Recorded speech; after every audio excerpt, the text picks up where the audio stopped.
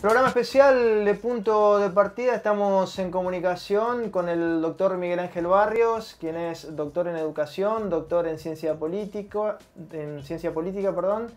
autor de muchas obras ligadas a la historia de Latinoamérica. Interesante el tema que vamos a desarrollar hoy junto a un referente como Miguel Ángel Barrios, la visita del Papa Francisco a Irak.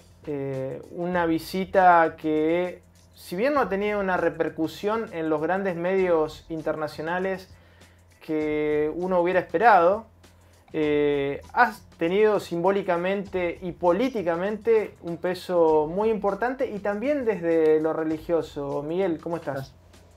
¿Qué tal, Luis?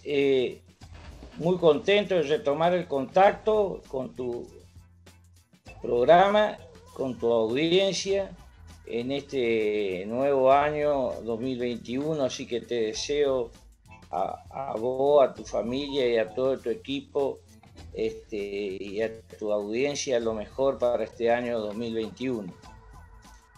Exactamente, el viaje del Papa Francisco a Irak ha representado, en mi opinión, un punto de inflexión en el diálogo multirreligioso de las religiones hijas del patriarca Abraham. Estamos hablando concretamente del cristianismo, el islamismo y del judaísmo, que son las hijas de Abraham. Y en este caso, el cristianismo había llegado antes de Francisco a través del Papa Benedicto XVI a Turquía, que es, diríamos, el Islam más occidentalizado. Luego Francisco había dado un paso más adelante, viéndose con el líder sunita más importante del mundo, el imán Tayeb, en Al-Sasa Tayeb, en Egipto. Y luego este viaje del Papa que realiza en la zona más convulsionada de geopolítica del mundo y también religioso, que en el universo central del Islam chiita. Acá quiero aclarar que desde el punto de vista teológico, el Islam es la última religión profética hija del patriarca Abraham, cuyo Dios es Alá, y el profeta al cual se le reveló el mensaje de Dios a través del arcángel San Gabriel fue Muhammad, el profeta Muhammad, mal traducido en Occidente con el nombre de Mahoma. Esta religión, que hoy es la segunda religión a nivel mundial, luego del cristianismo, tiene alrededor de 1.000 millones de creyentes. Se divide luego de la sucesión de muerto del profeta Muhammad en dos líneas, que es importante distinguirlo hoy, claro, porque para entender de lo que se trata. Estamos hablando del sunismo y el chiismo. El sunismo es el 85% de ese 1.000 millones de islámicos. Islam significa sumisión a Dios, a la voluntad de Dios. El 85% de sunitas, que son aquellos que creen, no hay muchas diferencias con el chiismo, pero sí en lo que respecta a la línea sucesoria, que creen que luego el profeta Muhammad muere, la sucesión estaba dada en función de jefes políticos, o sea, los califatos. Los más conocidos son el califato omeya y el califato abasida. El califato abasida fue el que invadió España. Y el chiismo significa seguidores de... Shia significa seguidor de la casa del profeta. Es decir, de aquello que Dios, su hijo, su yerno Ali, casado con la hija del profeta Fátima, y 11 imanes. Imanes significa 12 descendientes, claro, de Ali. 12 descendientes de Ali. Shia significa seguidores de Ali. Perfecto. Y de esos 12 descendientes, 6 murieron martirizados en Irak, porque el universo chiita está concentrado entre Irak e Irán. Irak es un país de mayoría chiita, y el 12º imán, cuando era niño, alrededor de 840, el imán Mahdi desapareció y es conocido dentro de la teología islámica chiita como el imán oculto.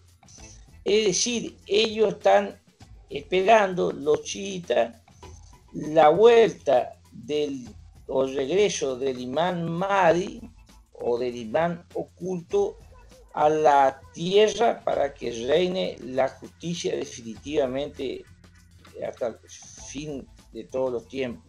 Así como nosotros estamos esperando el regreso de nosotros, aquellos que somos católicos, el regreso de nuestro Mesías,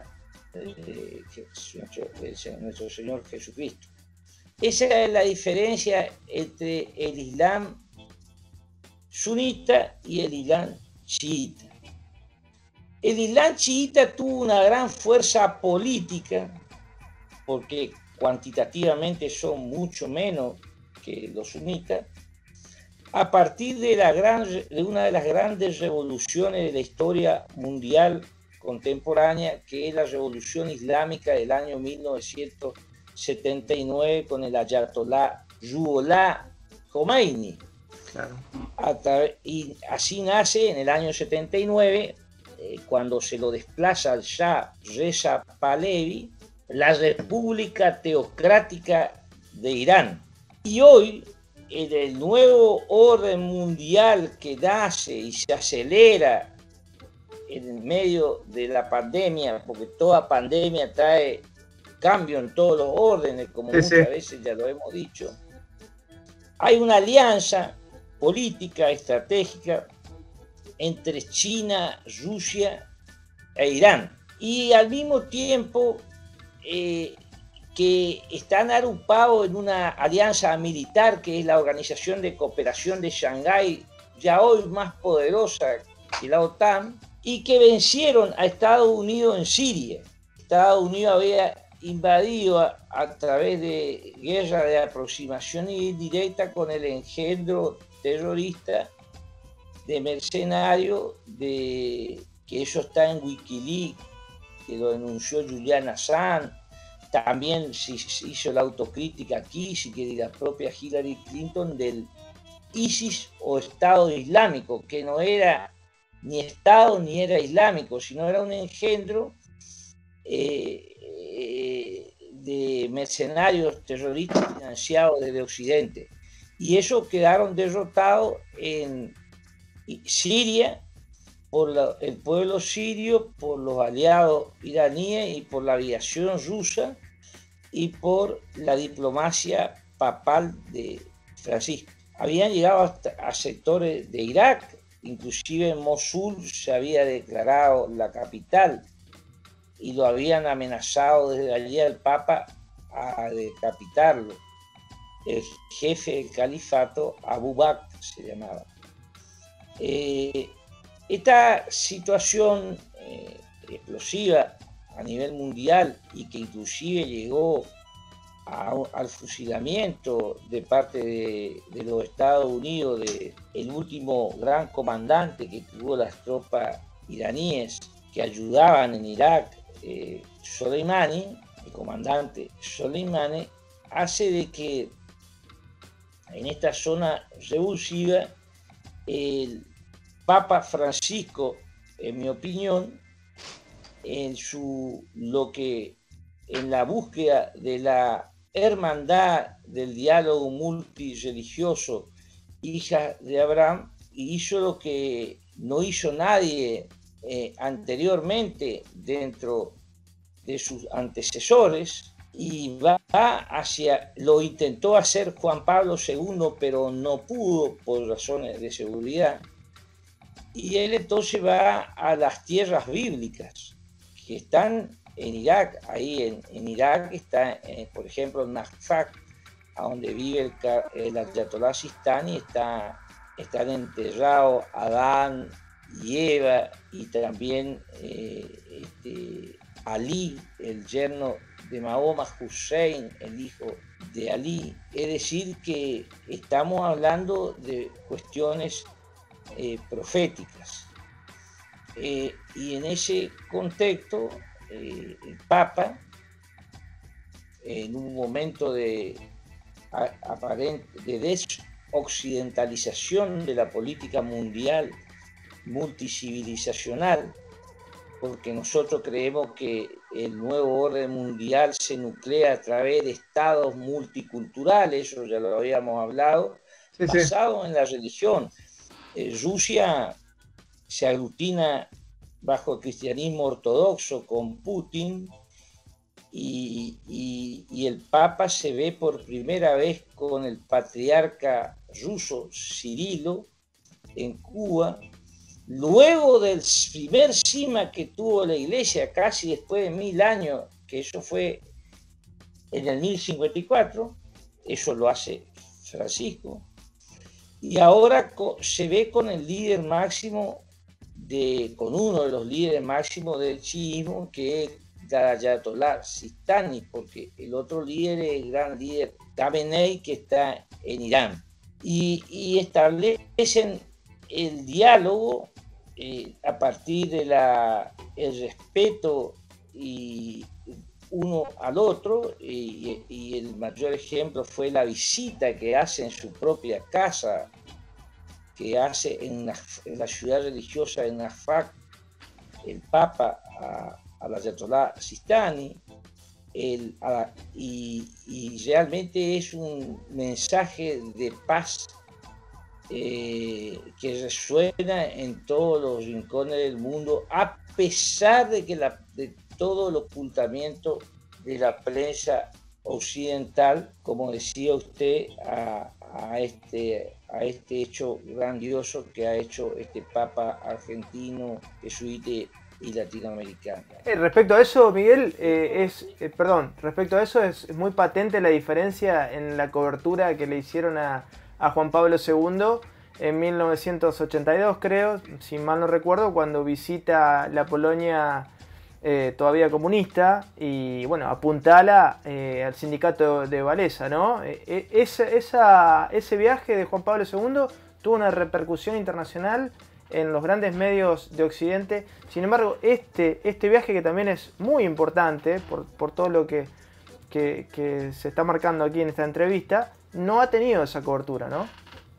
No, porque en el fondo este encuentro de las religiones monoteístas, donde el Papa católico se transforma en el gestor, en el articulador de estos encuentros, de alguna manera afecta a los intereses de un Estados Unidos que está quebrado internamente en lo cultural, en lo político. Hemos visto todo lo que ha ocurrido luego de la derrota de Trump, de las divisiones internas. Entonces, y también no nos olvidemos de la derrota del Estado Islámico, porque el Estado Islámico ha sido apoyado por potencias occidentales en lo armamentístico, en lo financiero, en lo logístico.